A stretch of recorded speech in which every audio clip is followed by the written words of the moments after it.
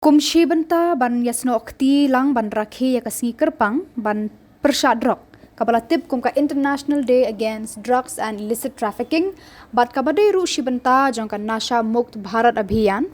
Ka Ophis District Sports Officer Bhoi District harangkat ke Jingïakop lang bat ka District Social Welfare Officer Bhoi District. Hene ka step arpu santarik jeliu kila Pynlong ya ka Jingïakop Mareh Marathon lani ya kabala tip kumka Run Against Drug Abuse and Illicit Trafficking kabajingai kumba 1 kilometer kata nadu na indoor stadium Saiden bat penkut pat ha indoor stadium Lengkedaj Nongpo. Ya kani ke Jingïakop Mareh Marathon lawan ban kawe ya kalama Daka kong NF Sun District Social Welfare Officer ha ka jingdan rengkat kinong tray na katana District Sports Officer Bhoi ki Samla shenrang bat kentai ki balawan ban shembenta ha kani ke Jingïakop Mareh Marathon. Kinong job hakani ke Jingïakop Mareh thong haka kerdan baningkong haka liang kishenrang ya kanam la adu lara ada usamla monas bongrung usamla lapan crowd thaba ulawan haka kerdan ka baar bat usamla Yakob kleng ulawan haka kerdan ka balai bat haka liang ki kenthek kasamla Felina Hansepi kalawan haka kerdan ka baningkong kasamla Aiban Khongwir kalawan haka kerdan ka baar bat kasamla Barisha Khamdet kalawan haka kerdan ka balai. Bad eka nam ki balasan hakerta nakaliang ki kenthei layo da kakong Sonra Rani bad hakaliang ki shenrang layo da uba pelbe nakaliang kinong penyat kum kejing penslur bad ai mensie mi kinong shimbenta kilasam da ki khusnam sabaro kinong job. All the best, everyone.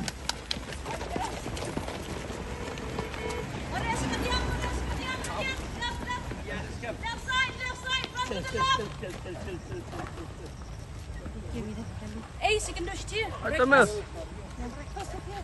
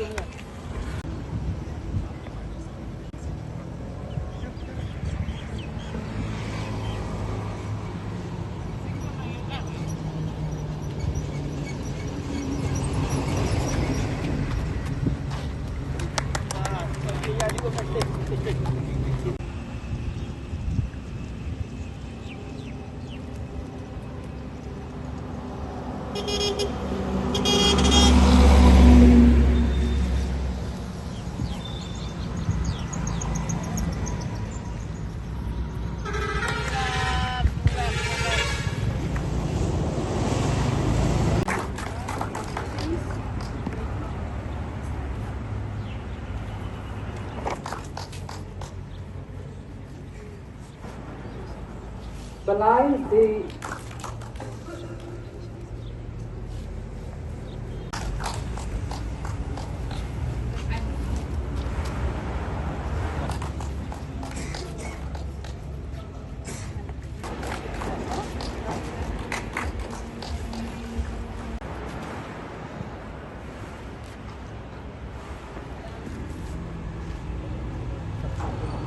Where we include the institution, the school, the colleges, and mainly the community. We target them to get them more participation from the youth, and we also have we focus the NMBA focus on this sports activities, awareness generation program like sports activities, like we already have conducted a basketball match, and then this marathon. Then we will be having a rally also on the 27th. So we like to urge upon the youth, especially the young students, to stay away from drugs and to concentrate on your studies, and also to take activities like this one, like a marathon or any sport, adventure, or any skill program, rather than indulge in the drugs.